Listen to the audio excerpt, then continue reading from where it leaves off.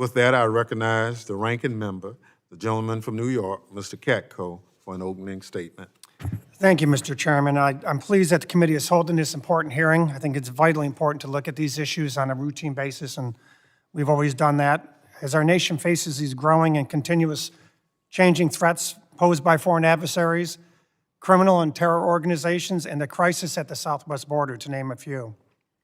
In the first 2 years of the Biden administration, we have seen a disturbing trend become a catastrophic humanitarian crisis at the border.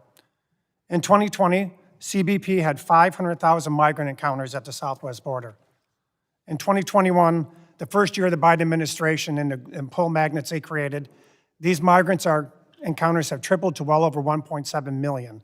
And in the last fiscal year, Customs and Border Protection reported a record-breaking 2.3 million migrant encounters.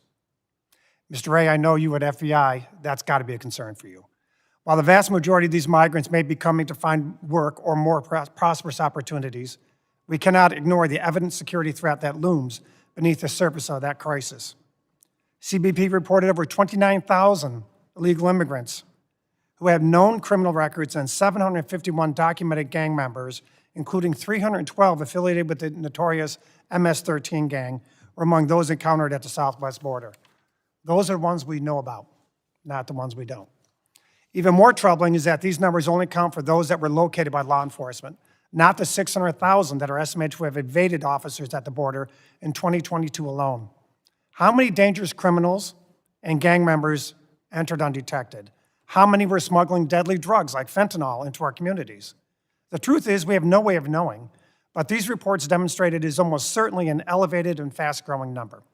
In addition, a still darker threat lies within the data, and something that's central to our mission here at Homeland Security. In 2020, CBP located three individuals, who were on a terrorist screening data set or watch list, attempting to enter the U.S. along the southwest border ports of entry. These were deemed to be a potential threat to our homeland, including known or suspected terrorists or their affiliates. In 2021, the number grew to 15. In the last reported year, 98 potential terrorists or affiliates were discovered between our ports of entry, attempting to evade law enforcement and enter the country. Again, that's just the ones we know about. Sadly, the increased risk to our nation's security is not the only consequence of this crisis. The migrants attempting passage are also experiencing brutal conditions that I saw firsthand, including child exploitation, rape, and death.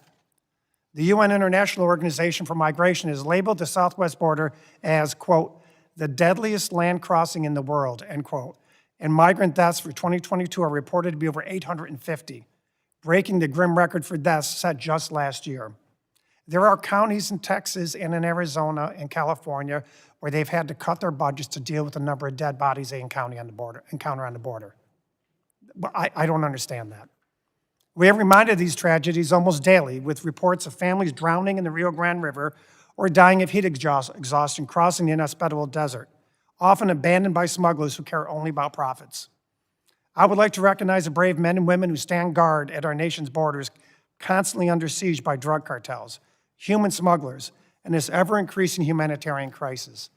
These honorable, brave Americans work day and night, holidays and weekends in some of the most unforgiving environments, and I know, Secretary Mayorkas, you know that for sure. They routinely face danger and even death, all while being villainized by some for fulfilling their duties to protect our homeland from those that wish us harm. In this difficult position, it is truly tragic but unsurprising that many of them bear scars, both mental and physical, from the burden that they shoulder. My heart goes out to the families of the heroic men and women that have given all protecting our country, as well as those that suffer the mental toll of prolonged exposure to this crisis, including the alarming rise in the number of suicides amongst these agents who are despondent. Another threat to our country illuminated by the Inspector General last year was a vetting shortfall experienced during the evacuation and resettlement of more than 79,000 Afghans as part of Operation Allies Refuge and Operation Allies Welcome. It has now become even ever clearer that the Biden administration facilitated the transfer and relocation into the U.S. of many Afghans that were known at the time to have potentially significant security concerns. Both Homeland Security and the Department of Defense IGs found that information used to vet evacuees was not complete, reliable, or always accurate. We understand it was a fire drill. We understand we had to protect those who helped us. but we have to do better with vetting refugees. And I'm a very strong supporter of having refugees coming into our country because I think they are properly vetted by and large. We must also not lose sight of the challenges to our virtual borders. State-sponsored cyber actors continue to utilize the cyber environment to penetrate computer networks for espionage, suppression campaigns, the spread of disinformation, and to steal intellectual property and technology to bolster their own defenses at the expense of industry, government, and everyday Americans. We must remain vigilant to the efforts of China, Russia, Iran, North Korea, just name a few, who seek advantage in tactical capabilities in the virtual environment that bring risk to our security. In addition to state-sponsored adversaries, organized criminal cyber thieves devise formidable attacks and fraud schemes. Ransomware attacks were up 188% in 2021, costing businesses an estimated $1.2 billion, and were focused on schools and healthcare organizations primarily, including many in my district. I look forward to the collective insight of our witnesses today on how we can further address the most prevalent and concerning cyber threats impacting both our communities and national security.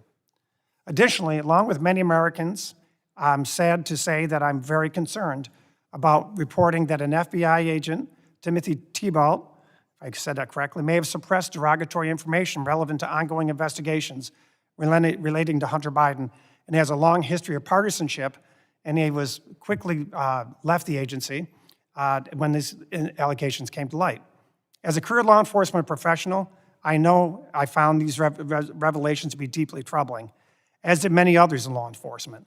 Similarly, Mr. Wray, you have publicly acknowledged, and I applaud you for that you were troubled by the allegations at a recent Senate Judiciary hearing. While today's hearing is focused primarily on threats to the Homeland Security, I have to say I'm concerned about the overall state of the Bureau and the increasingly partisan perception, right or wrong, of the Bureau. And I say that from someone who for 20 years worked day and night on the highest and most violent and dangerous criminals in the world as a federal organized crime prosecutor in El Paso, Texas, in San Juan, Puerto Rico, in upstate New York. And every time I had FBI agents by my side, they did the best wiretaps, they did the best organized crime cases. They were by far what I consider to be the A-team when he did those major cases. And I know those agents, because they're still friends of mine, are heartbroken by the perception of the FBI today. And I hope in the days and years going forward that you can turn that ship around, because our nation deserves it. And when our nation loses faith in law enforcement, that's a terrible thing. And you are the premier law enforcement agency, and I hope you can turn the ship around. Mr. Chairman, as you alluded to, this is in all likelihood my last full committee with this hearing. And of all the decisions I've had to make about whether to retire or not, this was the toughest one, by far, because I've had more joy and more satisfaction with this agency because it was like a bastion of bipartisanship. We don't conduct a lot of the antics and the cheap theatrics a lot of the other committees do. We get our job done because we care about this nation, whether we're a Republican or a Democrat. And we love our nation. We want to keep it safe. And I commend you for the time that you've been chairman and the way you've conducted yourself and the way we've become friends and the way we've been able to keep our eyes focused on the mission despite all the partisan rancor that seems to be higher than ever these days. So good for you for what you've done for this committee, and good for all of you members here who have put your partisanship aside when we come in this room and do what's right for this country. And that, to me, is a very important thing. We may often disagree, and sometimes even strongly, Mr. Chairman, but I believe this committee has demonstrated our passion for securing the country is bipartisan and steadfast.